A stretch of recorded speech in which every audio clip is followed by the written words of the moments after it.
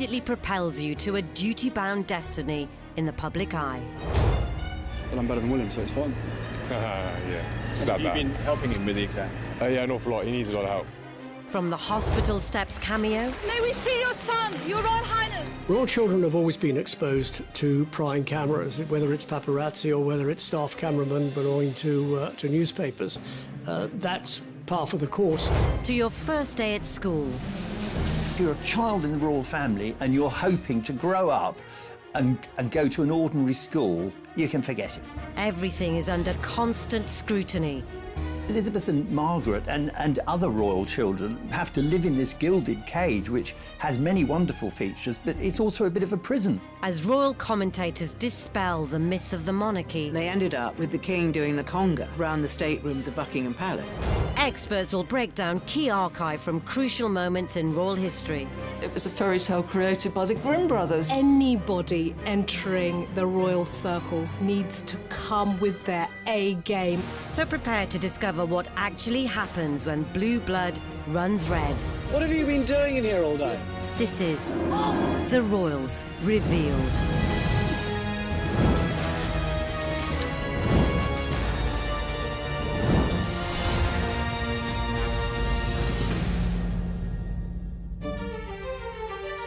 In this episode, we'll reveal how royal home learning is hardcore. The mantra was to spoil the child is to spoil the adult. You've got a mother who is, if you like, mother to the nation, and her own son feels remote from that, removed from that. And how classrooms can be cruel. He hated his time at Cheam largely because he was very badly bullied. Charles sadly always looked uncomfortable in his own skin. Attempts at adolescent individualism are admonished. Those who are in any way imaginative like he is quickly find themselves out on a limb. Some royals may decide not to give their children the HRH title because it gives them more freedom. And hints of defying conventions scorned. It absolutely terrified the courtiers because they thought she might actually do this. She was seen as a bit of a loose cannon. So as the pressures of accountability to the firm weigh heavy, is it any surprise the royals have rarely passed through their education with flying colours? But I've never seen anything quite like it before. I think I got quite a large one here. It's very, very large indeed. With the Queen now in her 90s, her childhood may seem like a distant memory. But the strength of character she has displayed throughout her reign was forged in her formative years. Thanks to the discipline of no-nonsense nanny, Clara Knight. The mantra was to spoil the child is to spoil the adult. She was quite switched-on lady and an influence in those early days of Princess Elizabeth. And played an important part in her life because Princess Elizabeth's parents, who were then the Duke and Duchess of York, were busy working in support of George V. What Nanny said, Nanny was obeyed.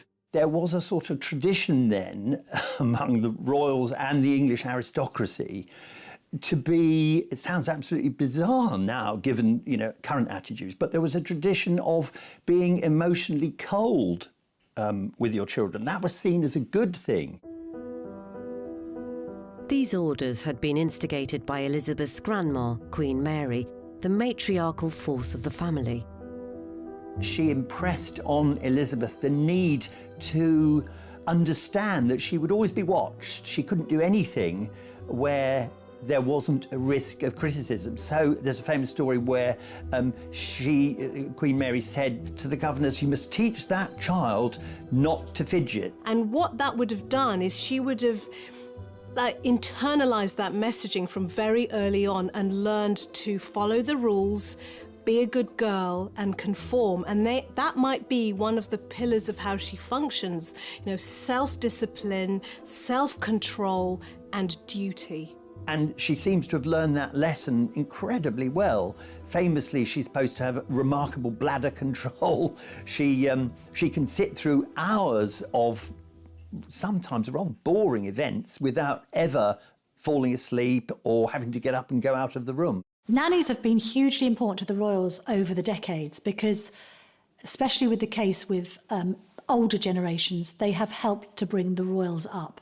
Royals used to be brought up on the nursery floor, and that meant that they didn't really see their parents until the evening. So the nanny isn't only there to educate, but also to feed, to comfort, to reassure, to help build confidence. So they're hugely instrumental figures. Elizabeth and Margaret and other royal children, right up probably to the 1960s, had this emotionally, what's a good word for it, detached from their parents' kind of childhood, combined with the huge pressure of being royals, of having at some stage to take over royal duties either as the monarch or as, you know, if you were the second son, as the spare, and the other children of the monarch who have to live in this gilded cage, which has many wonderful features, but it's also a bit of a prison. Princess Elizabeth sort of took it in her stride with all the nannies and governesses that looked after her. Elizabeth had a French governess, taught her French, and to this day the Queen speaks French. Goes down extremely well. So all these people who played a key role in her early days would look down from the heavens and say, gosh, we did a good job, didn't we? Despite the strict shackles, Elizabeth did at least enjoy some pursuits 1930s kids could relate to. But as her uncle looked set to abdicate the throne, it would change her life forever. The Duke of York is next in line for the British throne, and next to him in succession is his eldest daughter, the Princess Elizabeth, shown here with her father and mother. It wasn't inevitable that she was going to become queen by any means, because no one knew at the time what was going to happen to Edward VIII. But it was always on the back of people's minds that should Edward VIII not marry or not have children, that Elizabeth was next in line. So as George VI took the throne, it was time to start shaping up for her future. She was allowed, and against all protocol, her father allowed her to look through the red boxes, you know, the documents from government that she had to look through and sign, or he had to look through and sign. She was getting more constitutional history lessons than Princess Margaret, which was something that caused discomfort between the two sisters. And so it was always the case that George VI and the Queen Mother had to prepare Elizabeth for the throne. But outside the palace walls, there was much more Elizabeth had to learn. And her next move would be totally unexpected.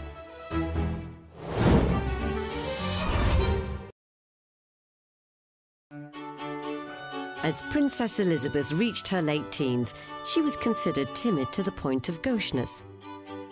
And now, as the heir to the throne and with the country at war, it was imperative to try and change that. When Princess Elizabeth joined the Auxiliary Territorial Service, she felt that it was time for her to do something. She had been a brownie, she had been a girl guide, she'd been a sea ranger. She wanted to do something useful. And so, at the age of 18, she duly swapped the pageantry of being a princess for boiler suits and oil-stained fingers. She felt that she should be leading by example, even in those early days. It's easy to be cynical and say, oh, this was just good PR. But there certainly was a PR element, but there was also a genuine feeling. Elizabeth had a genuine sense that she should do this. I think we're getting more clues about the real Queen from the ATS stuff. I think she's been more revealing. She's not doing that by being all singing or dancing, but I think she was marinated in this kind of royal duty role and always looking like the little princess and almost being quite motherly to her sister as well, and being very ladylike. And suddenly it's an almost unisex role where she can use her skills and her brain in work that was known as man's work in those days. And she was clearly very good at it. She still loves to show off that she can do all of that kind of thing. So I think she probably knew this was going to be her only chance to revel in a life like that, because after that it was going to be all about crowns and elegance and being incredibly ladylike. There was also the chance to experience the freedom of having her own set of wheels. She suddenly was out in the wider world. She wasn't living any longer in a palace surrounded by servants. I mean, she certainly went back to that, but it would have given her a glimpse of the wider world, and it would have given her practical skills. Though she was careering around in trucks in her teens, the Queen has never had to take a driving test. Queens don't take tests, certainly not in those days. She learned to drive on the private estate. She doesn't drive on public roads at all, so there's no need to take a test. She's a good driver even today. I've driven with her, never worried at all.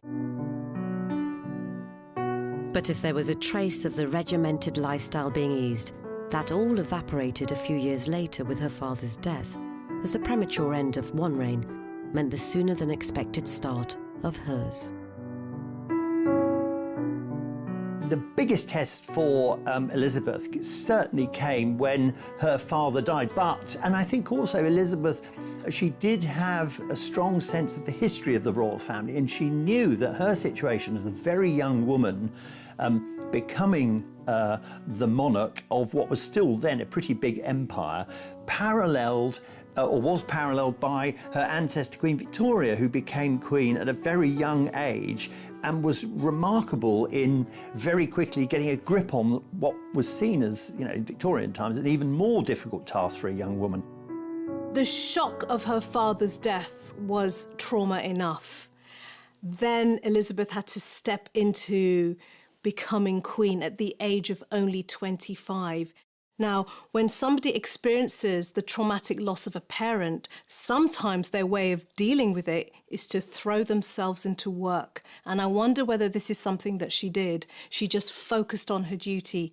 The narrowness of her education was the perfect preparation for being the monarch, because she's very single-minded. She hasn't been distracted by all sorts of other intellectual possibilities. And so that focus has enabled her to hardly put her foot wrong for decades while she does this one job that she's really, really good at.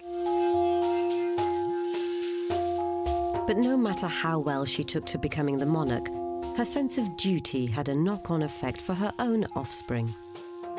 Charles was a lonely child, primarily because the Queen had to go off and do the job for which she was anointed to, and therefore had to leave the children around.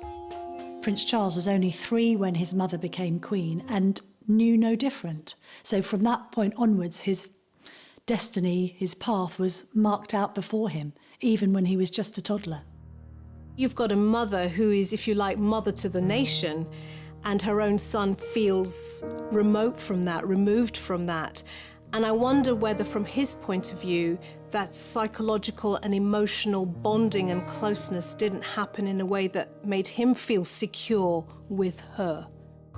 By the time he was 8, the Queen and Prince Philip decided Charles needed the company of children in a classroom. Someone said he thinks too much for someone so young. And throughout his life, but especially when he was a child, it's very clear that he was, I wouldn't say oversensitive, but certainly more sensitive than would work to his advantage. So Charles became the first heir to be educated outside the palace. He hated his time at Cheam largely because he was very badly bullied. I think he didn't particularly enjoy being away from home and was terribly homesick. The students there seemed to perceive that if they befriended Prince Charles, they would be accused of sucking up. Even Sports Day, supposedly one of the highlights of the term, brought the embarrassment of having to introduce his parents to his classmates. And his exacting father wouldn't have been impressed by his aptitude for competition. Philip's answer? Get tougher. He's making the decisions about what happens to the children and where they're educated.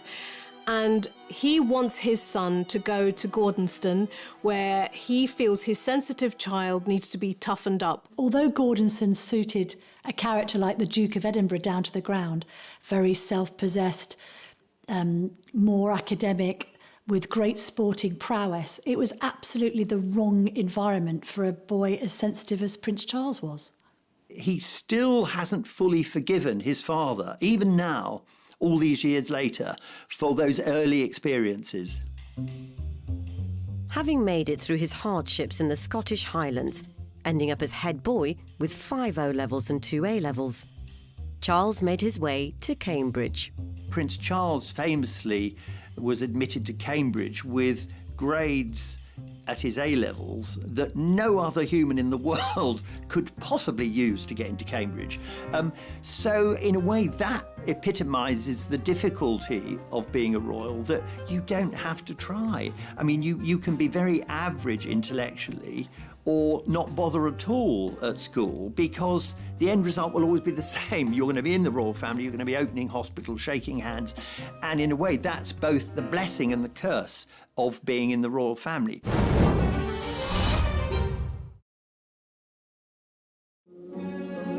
Prince Charles, the future King of England, becomes a college freshman. Lord Butler, Master of Trinity, greets the Prince, who will major in archaeology and anthropology.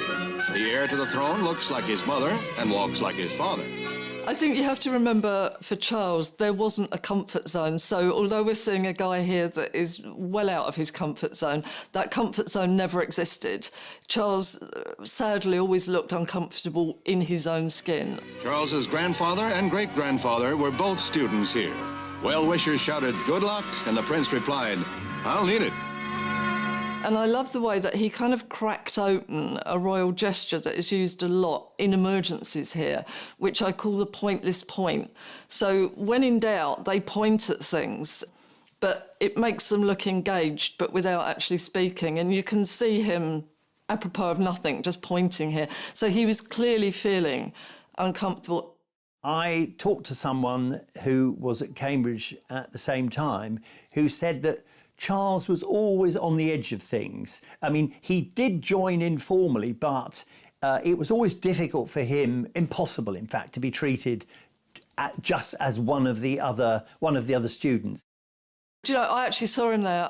We had a school day outing at Trinity, and imagine a load of giggly schoolgirls, and he walked across the quadrangle behind us. Well, can you imagine? He was always easily embarrassed. His cheeks went absolutely crimson. Undoubtedly, his most striking contribution to student life was as a member of the college's drama group. And here I am, showing just how adaptable the sports commentator can be. All alone on in a deep-sea fishing boat with just my rod and line, the great unknown, a few helicopters and ASDIC, but yes, I do believe I got a bite. I think he threw himself into theatre because that is what was the one aspect of schooling life that he had enjoyed and that he was actually quite good at. His versatility encompassed enthusiastic sports reporter. Take up the straight. This is most exciting, ladies and gentlemen. I've never seen anything quite like it before. I think I got quite a large one here. It's very, very large indeed.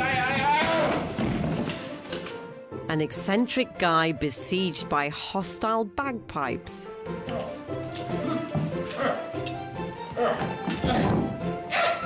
And he also enjoyed, when acting, playing the fool. He enjoyed a bit of comedy. He's actually quite a funny man, and he enjoys a good laugh. His showstopper was this flustered forecaster. There is a manic depression over Ireland with associated troughs of hey presto. An obsession under Sweden may develop or be relieved by a warm front. Behind that will come a cold back. Whatever comes next. Doesn't happen in the BBC, does it? When he does dry, he just stands there. Temperatures will be slightly reduced and bargains may be had in all departments.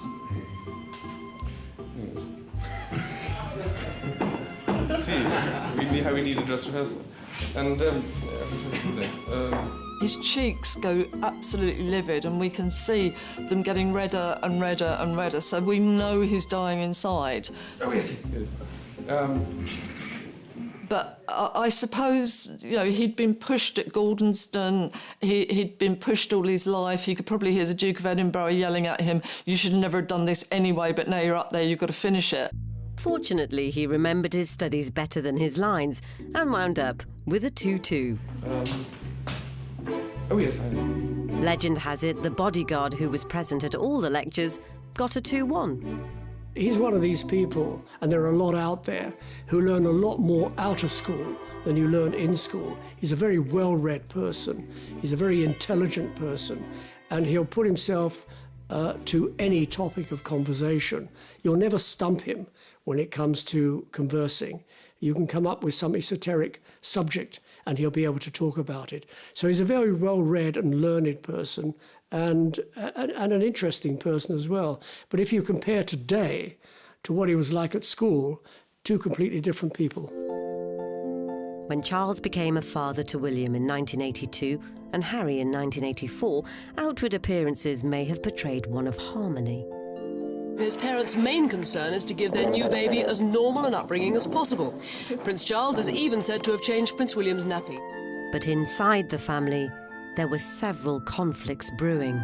So although the new prince will share Prince William's nanny, Barbara Barnes, who's always there when Mummy and Daddy aren't, his parents will try and be with him as much as they can. Diana had a strained relationship with Barbara Barnes, who was William and Harry's first nanny. I think she got quite jealous of Barbara because she had grown so close to the princes. And being a maternal figure and somebody who wanted to be hands-on, I think Diana didn't want to be pushed out. Diana didn't want William and Harry to be brought up on the nursery floor.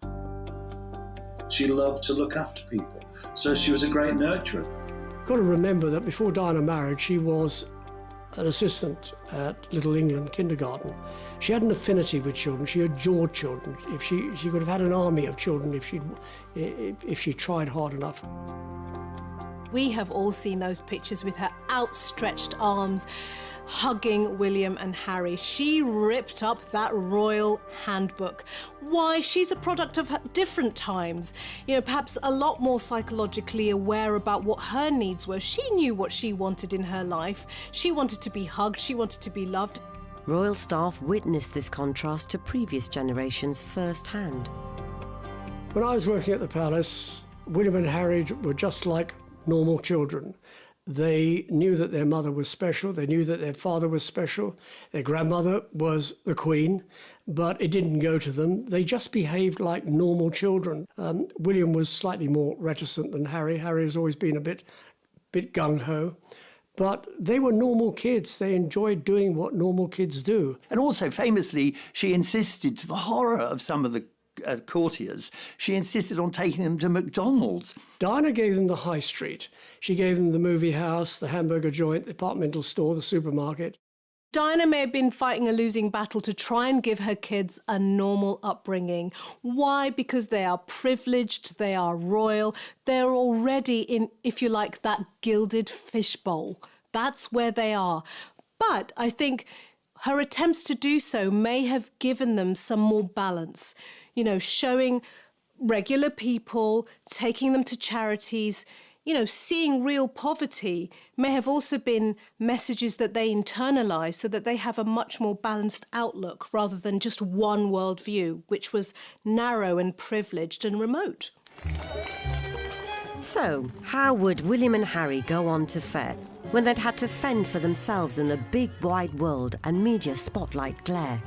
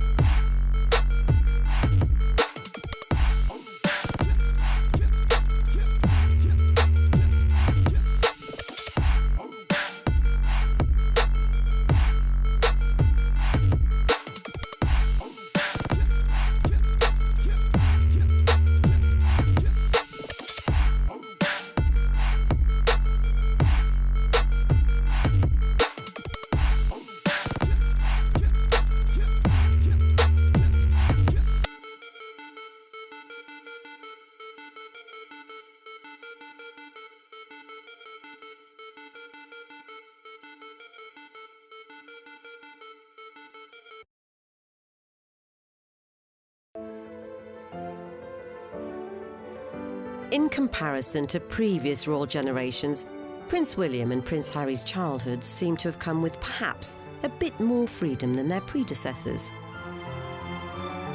But even playtime was never really normal. But this year, at midday in the old fire station yard of Sandringham House, the Queen had laid on a treat for the press.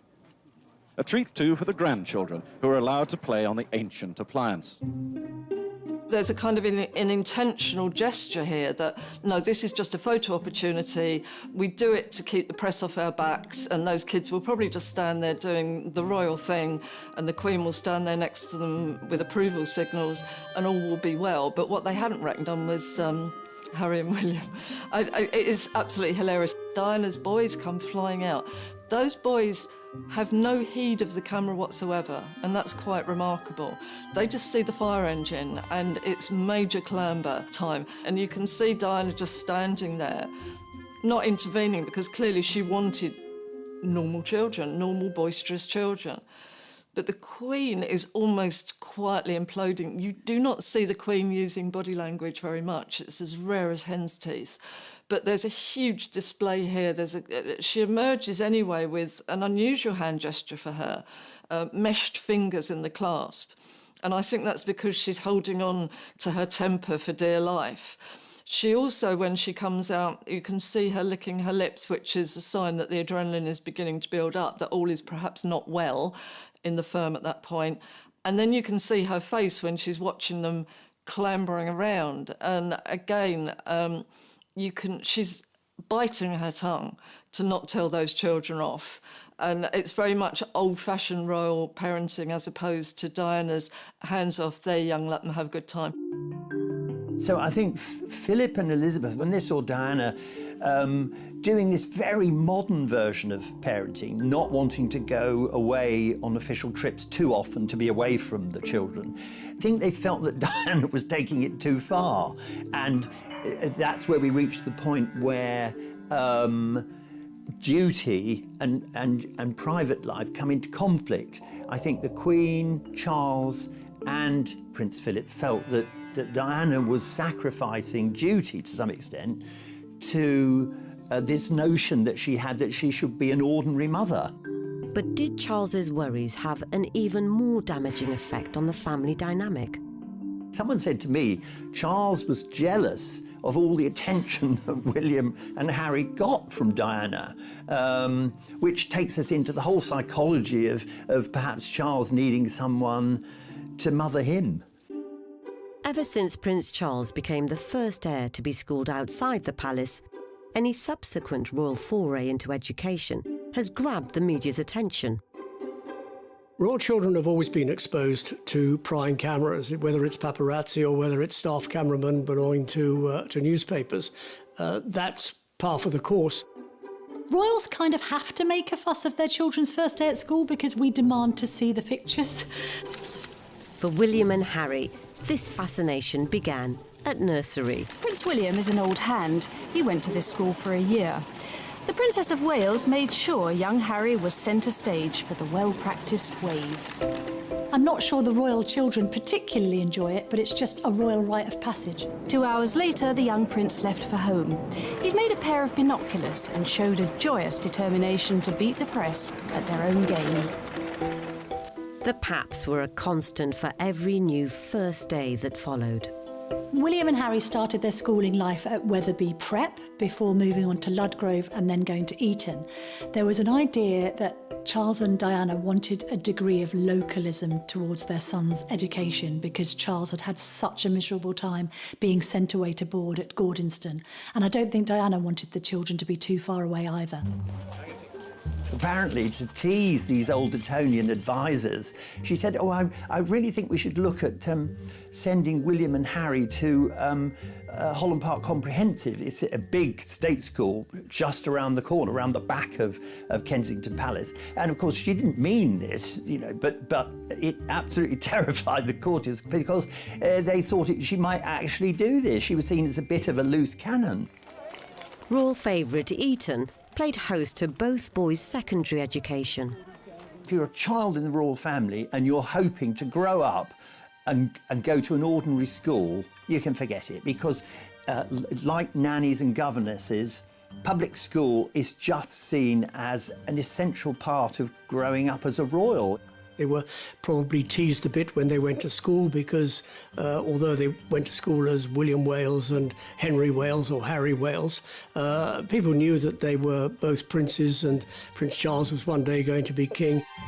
They were expected to deliver the grades, yet Harry seemed to play the fool. He experienced his parents' divorce, which would have had its own emotional trauma. His mother tragically and violently dies. That's another emotional trauma.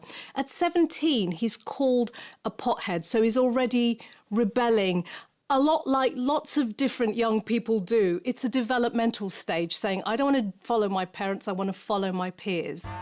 Harry left Eton with 2 A-levels, a B in art and D in geography. William, on the other hand, took his education further.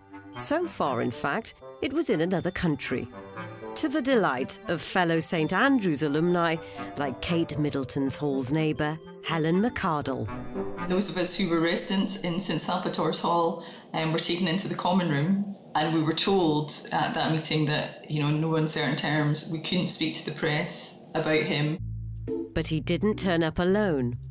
Prince William did have 2 security guards or bodyguards who were with him, and they stayed in the Hall of Residence. And actually, his 2 bodyguards were so sort of unassuming that for a long time, a lot of us just thought they were mature students. We didn't actually realise they were his bodyguards. As he dynamically strode to his local newsagent for student essentials, such as a notepad, William hoped he'd blend into the undergrad crowd, but that was unlikely. You have, lecture theatres absolutely packed out, people sort of craning their neck to try and get a look at Prince William. He even experimented with nicknames to aid unlikely anonymity. Some people used to refer to Prince William as Steve as a nickname, and I think we used to refer to Prince William sometimes as P. Willie. But he couldn't hide behind an alias after celebrating the end of first year.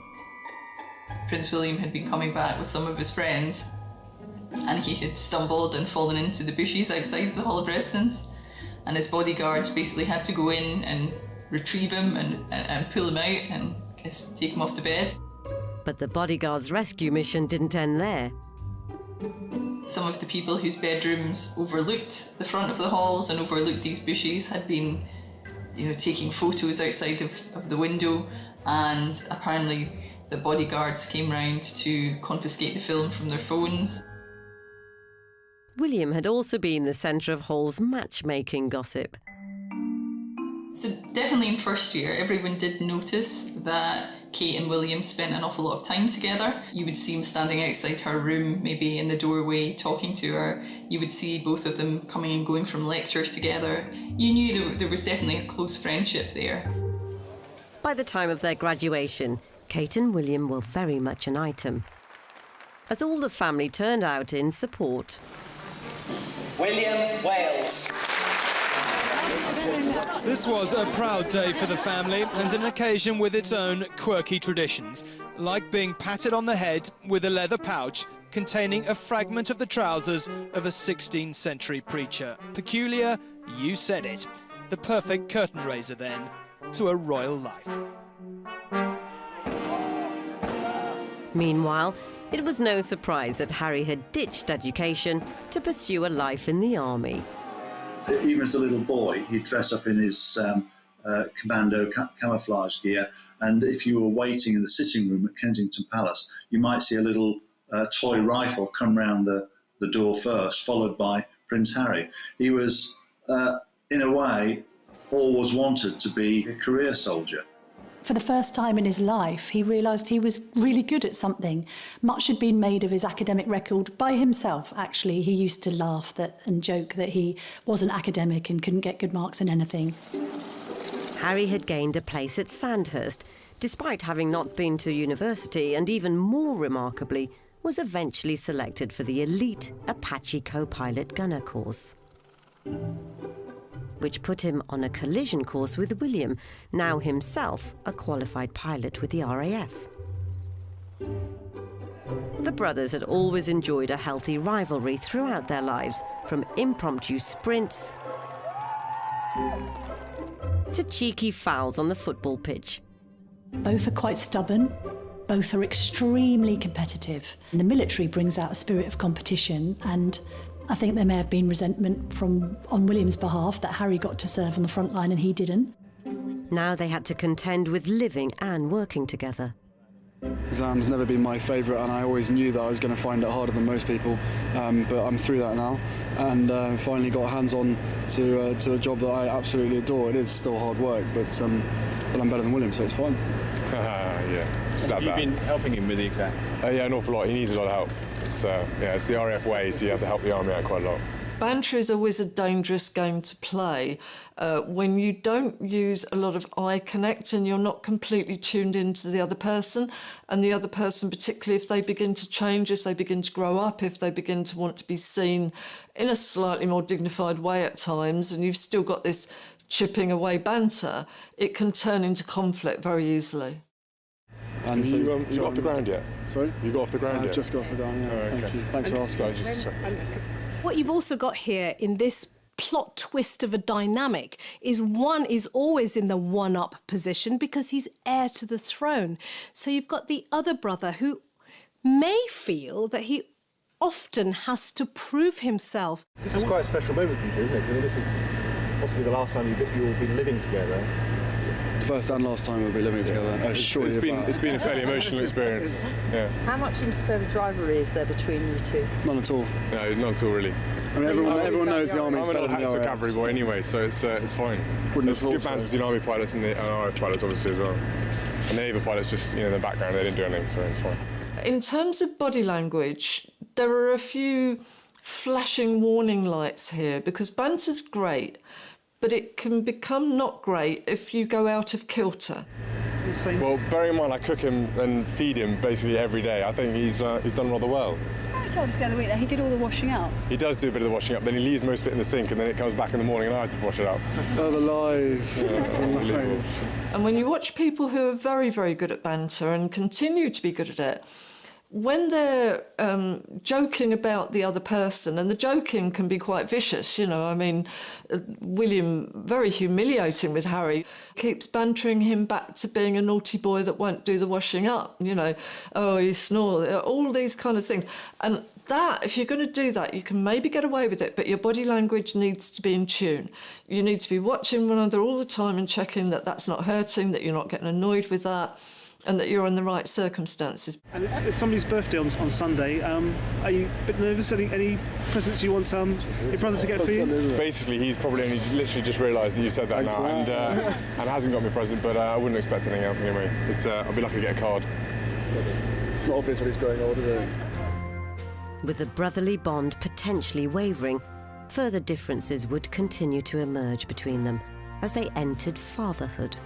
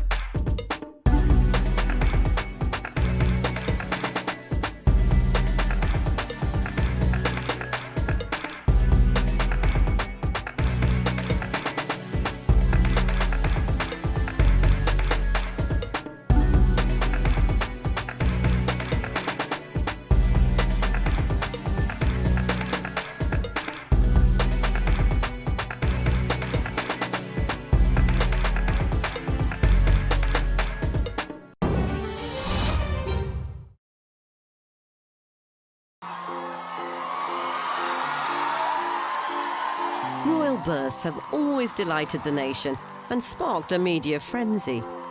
Ahead of him, all the strangeness and the razzmatazz of being the son of the future king. Wonderful, this news about Princess Margaret having a baby. I think it's gorgeous. We've even placed bets on what they'll be called. Have you any choice of a name? Not really, I hadn't thought about it. Perhaps Hugh, a Welsh name. A Welsh name, you think? Yes, I think so. I actually think they should have called him Henry. I like the idea of Henry the Ninth. Henry the Ninth! With Prince William, a father of 3, and Harry welcoming Archie into the world, scrutiny surrounds how the new generation will be raised. And the Cambridges have gone down a traditional route. Sometimes their nanny, Maria, wears her Norland nanny uniform because when in public, everyone needs to be dressed appropriately. So what makes a Norland nanny a cut above the rest? So Norland College has been around for 128 years. It started initially as a training institute to train young people in working with young children. Norland has worked with many different families, including royalty, all around the world. And we do work hard to ensure that, whoever our graduates go on to work with, that it remains confidential. They may blend in, but do they look familiar? The urban myth is that actually Mary Poppins was role modelled on the nursery nurses that Norland generated.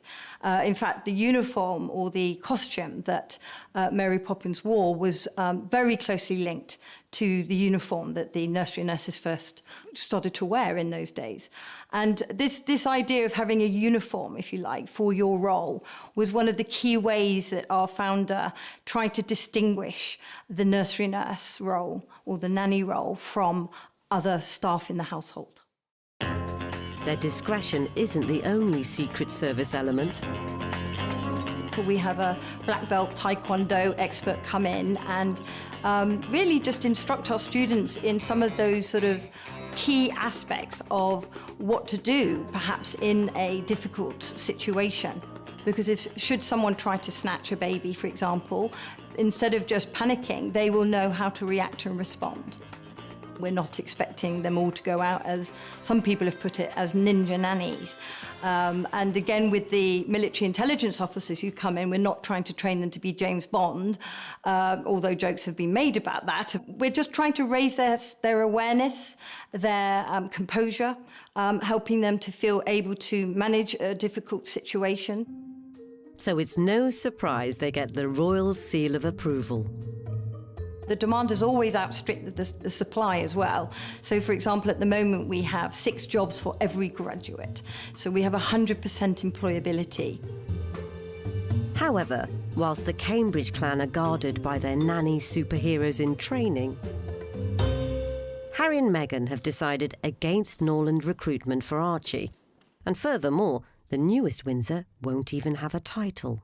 Some royals may decide not to give their children the HRH title because it gives them more freedom to make connections with other people, to come across as more relatable, and also takes away that kind of burden of responsibility and worry about how am I going to be treated differently or how am I going to be received if I have this title. 2 such untitled royals are Zara and Peter Phillips, who've been in the periphery ever since Harry's christening. The Queen talked to Princess Anne's children, not about the baby, but about a new puppy. It's called Dash. Dash. And you know it's a word you use when you're cross. Dash. It comes out frightfully well as a dog's name, you see. In the case of somebody like Zara Phillips, not having the title has meant she's been freer to do what she likes, although she hasn't been able to enjoy the financial trappings of royal life. Yes, she's not short of a few bob, and obviously Princess Anne can help her out with money, but she doesn't receive any public money and never has. Prince Harry has looked at Zara and Peter Phillips's upbringing, realised that they're not shackled by the trappings of royal life because they don't have titles, and that's influenced his and Meghan's decision to not give Archie a title. Though forfeiting an HRH can prove costly in the long run. If you're classified as His Royal Highness or Her Royal Highness, HRH initials in front of your name, that's actually very important. It means you qualify for public support, whether it's travel or whether it's security or anything else. When Princess Diana divorced, she had that taken away and found herself without any support whatsoever. But the fact that Harry has kept his, although he says he won't use it, means he does qualify for support. I'm very sympathetic to Harry in a sense that he found it quite difficult to fit in with the royal family, which is rather starchy, and those who are in any way imaginative like he is, or his mother was, quickly find themselves out in a limb. So whilst Harry has shunned protocol, is there a chance even the future king and his wife might mix things up a bit? I think there is going to have to be a discussion when it comes to Prince George's schooling, because royal parents are informed by their own experience. William really enjoyed Eton, so no doubt wants the same for his own sons. Equally, I think Kate enjoyed the co-ed environment at Marlborough College. Bearing in mind Marlborough has been the subject of royal visits down the generations, it's a world away from a state comprehensive. Schools love the idea of having a royal there, and they probably all vie for the idea of trying to coax a royal into their establishment. But at the end of the day, it's the parents who decide. And the parents decide off the back of whether the child likes it or not. So it's not a done deal. Kate and William are, by all accounts, they're just like normal parents, whatever that means. They're very affectionate. The Duke and Duchess of Cambridge really appear to have stepped up to the plate. The institution has learnt that it's very important, if members of the royal family have children, they should be allowed to have that quality time in the early years of the child's upbringing, to be there for them, to be there in the morning, to be there at bedtime, to be there to pick them up from school. Also, if you look beyond Prince William, and I appreciate that's some time away, but you see Prince George and Princess Charlotte and Prince Louis lined up. So that's the next generation of monarchy. We don't know what the monarchy is going to look like by then, and it could be even more modern than it is now.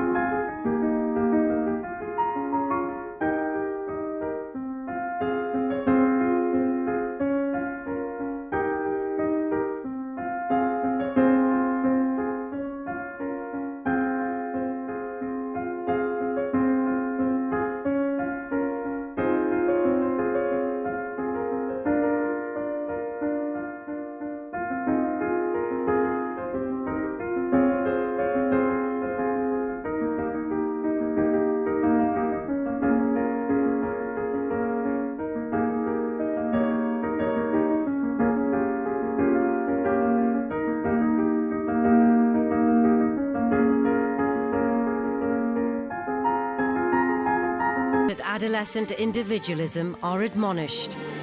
those who are in any way imaginative like he is quickly find themselves out on a limb. Some royals may decide not to give their children the HRH title because it gives them more freedom. And hints of defying conventions scorned. It absolutely terrified the courtiers because they thought she might actually do this. She was seen as a bit of a loose cannon. So as the pressures of accountability to the firm weigh heavy, is it any surprise the royals have rarely passed through their education with flying colours? But I've never seen anything quite like it before. I think I got quite a large one here. It's really very large indeed. With the Queen now in her 90s, her childhood may seem like a distant memory. But the strength of character she has displayed throughout her reign was forged in her formative years. Thanks to the discipline